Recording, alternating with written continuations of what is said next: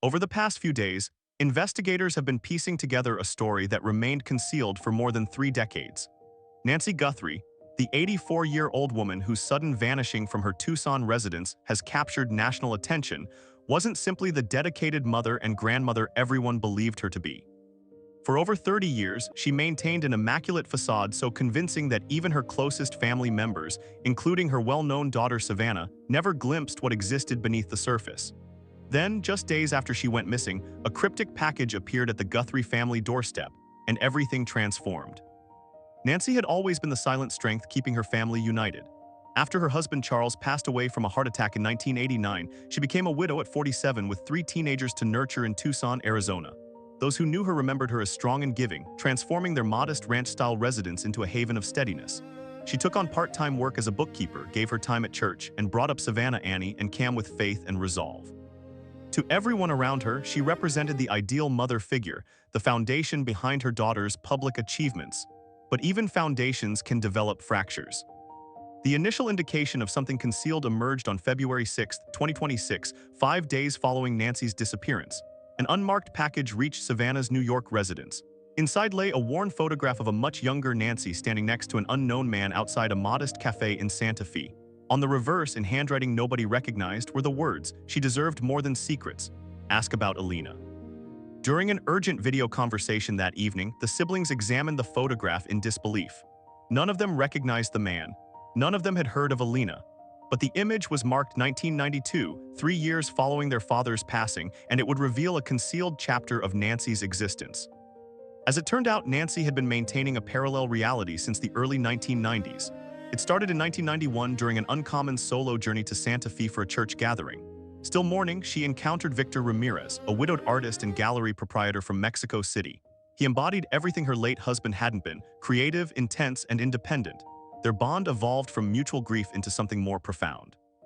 Back in Tucson, Nancy continued life as a devoted mother, but discreetly began journeying to Santa Fe every few months, informing her children she was attending spiritual gatherings. In truth, she was constructing a second existence with Victor. He bestowed upon her a new identity, Elena, drawn from a character in a novel they both cherished, representing the hidden aspect of her character. Under that name, Nancy assisted in managing Victor's gallery and even showcased several of her own paintings. By the mid-1990s, her dual existence had intensified. She established a modest account in Santa Fe under the name Elena Ramirez and transferred small sums from her bookkeeping earnings to sustain the gallery. It wasn't substantial, but it connected her to this alternative reality. In Santa Fe, Elena existed differently. Surrounded by creative individuals and late-night discussions, laughter and liberation, she became bold and expressive, discovering parts of herself she had long restrained. Meanwhile, in Tucson, Nancy remained the reliable mother and grandmother everyone relied upon. For decades, the two personas coexisted without intersecting, until now when her disappearance and that singular photograph brought the truth into visibility, raising a question that clarifies everything and nothing simultaneously. The concealment burdened Nancy, but she rationalized it. Her children were flourishing. Savannah securing her first television position, Annie pursuing college, Cam discovering his direction. Revealing Victor would demolish the image of the faithful widow honoring their father, so she compartmentalized. Weekends in Santa Fe became her sanctuary, her breath of fresh air. She would drive 8 hours each direction, informing family she needed solitude to think or visit relatives. Victor comprehended the boundaries and never requested more. They shared handwritten correspondence to prevent digital evidence, which Nancy concealed in a secured container beneath her bed in Tucson. By the early 2000s, as her children established their own existences, Nancy acquired more liberty. She invested longer periods in Santa Fe, occasionally a week consecutively, claiming solo wellness retreats. Behind the curtain, she assisted Victor's gallery in prospering, handling finances, coordinating events, even selecting exhibitions under the name Elena. Community members knew her solely as Victor's reserved partner with a discerning appreciation for Southwestern artwork. Nobody connected her to Tucson, different attire, different appearance, different reality. But in the 2000s, problems began emerging. Persistent discomfort and cardiac complications required medication she occasionally left behind during trips. Victor encouraged her to inform her family. She declined. They perceive me as their foundation. Foundations don't harbor secrets. Instead, she intensified the deception. Disposable phones, currency transactions, fewer traces. When Savannah's career skyrocketed in 2012, Nancy felt pride but simultaneously feared examination. The strain of two existences brought nervousness she masked behind faith and regularity. Victor desired a complete life together. Nancy couldn't forsake her grandchildren or the world she'd constructed. They disagreed, made amends, and persisted. During the 2020 pandemic, movement ceased and they depended on confidential video conversations through hidden applications. The separation deepened her remorse.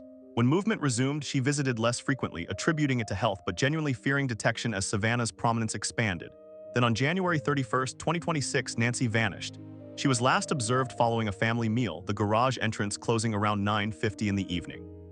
By 2:00 in the morning, her pacemaker ceased transmitting. There were traces of blood inside and outside the residence, but no forced access, no theft. Initially, the family suspected criminal activity connected to Savannah's public visibility. Everything shifted on February 6 when the package arrived with the 1992 image and the message asking about Elena. Investigators traced the postal mark to Santa Fe. A search unveiled Victor Ramirez, now 80, still operating his gallery. When agents appeared at his entrance on February 7, he became emotional and confirmed the decades-long relationship, Nancy's assumed name, their hidden existence. He disclosed she had visited from January 15 to 20 and appeared troubled, mentioning she felt monitored. Unusual calls, even a vehicle following her in Tucson. Victor urged her to reveal the truth to her family. She refused. "They see me as simple Nancy. Elena belongs to me." He surrendered letters, images, and a small painting she'd created titled Hidden Horizons. Investigators now suspect her disappearance may be linked to this dual existence. Perhaps someone uncovered her secret, or she faced extortion, or someone from her Santa Fe circle targeted her. The family was left devastated. During an emotional conversation, the siblings confronted the reality. Their mother had maintained another life for decades. "She remained our mother," Savannah expressed through tears. "But why conceal this?" Annie whispered. Cam stared at the photograph, questioning who she genuinely was. They began assembling the pieces, the retreats, the absences, the secured container under her bed, now absent from the scene. According to Victor, that container held their correspondence. If someone seized it, they may have taken her secrets as well. As speculation circulated, even industry acquaintances reacted with astonishment. Savannah, they remarked, wasn't merely mourning her mother. She was mourning the version of her she thought she understood.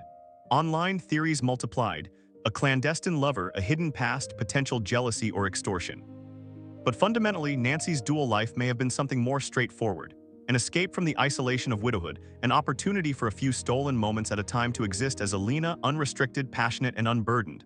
For 30 years, she maintained balance between two worlds. Tucson's Nancy, dedicated mother, and Santa Fe's Elena, the artist's inspiration. Her disappearance shattered both. As the investigation progresses into day 10, information continues arriving. Victor is assisting, heartbroken, stating she deserved contentment without concealment. The family maintains hope, but uncertainties persist. Did her secret existence place her in jeopardy, or was she attempting to escape it? Following the package's appearance, the siblings confronted the reality during a tense February 8 video conversation. The photograph, the message, and the instruction to ask about Elena left them shocked. Savannah pressed for explanations as the FBI pursued the lead to Santa Fe and Victor's gallery, now the focal point of the investigation. Agents discovered records revealing Elena Ramirez, registered as a silent collaborator since the mid-1990s. Victor provided decades of letters and images portraying Nancy as conflicted between obligation in Tucson and freedom in Santa Fe. Some letters revealed how meticulously she maintained both existences, even acquiring identification under her assumed name and a studio area at the gallery where she painted under pseudonyms. But problems intensified in later years.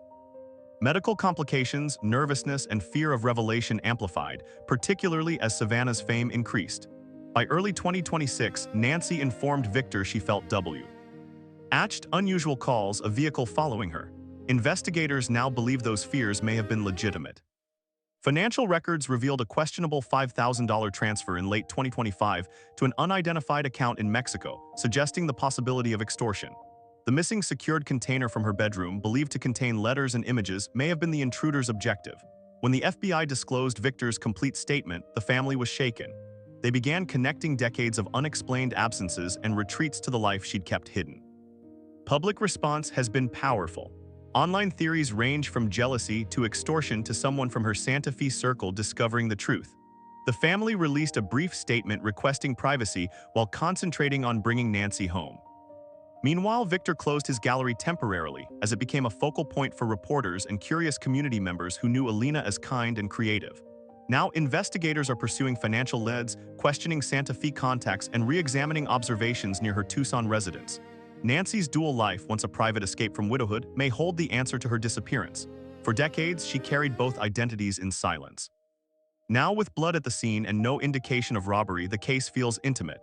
Was this extortion, betrayal, or someone who knew her secret too intimately? Nancy's story isn't finished, and the truth behind her two lives may be the only path to discovering what happened.